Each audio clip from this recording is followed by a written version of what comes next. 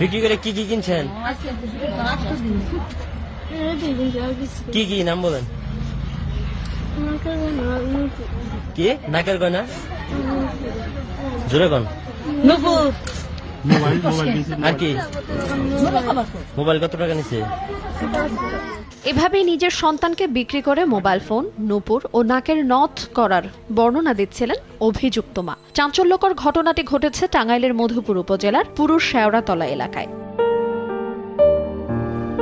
সম্প্রতি ওই এলাকার রবিউল ইসলামের স্ত্রী লাবনী আক্তার লিজা এক লোকের মাধ্যমে তার কোলের 4 মাসের শিশু সন্তানকে বিক্রি করে দেন সিরাজগঞ্জের এক দম্পতির কাছে। বৃহস্পতিবার সন্ধ্যায় স্বামী রবিউল ইসলাম থানায় ঘটনাটি জানালে শিশুটিকে উদ্ধারে মাঠে নামে পুলিশ।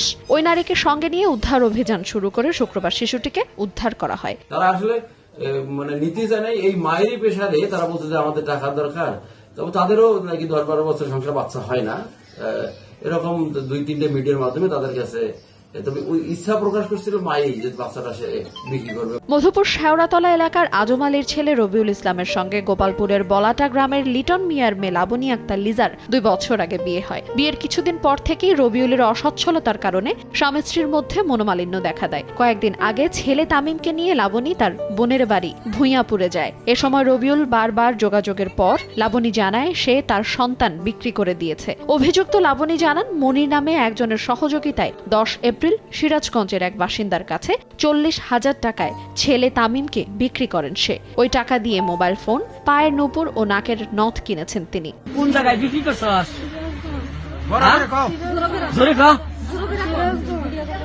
কাগর নাম ঠিকানা জানাস? জোরে ক। কার মাধ্যমে বেচছস? টিয়াল খাই? তোর সাথে কেউ ছিল না? কয়দিন আগে বেচছস? বৃহস্পতিবারে।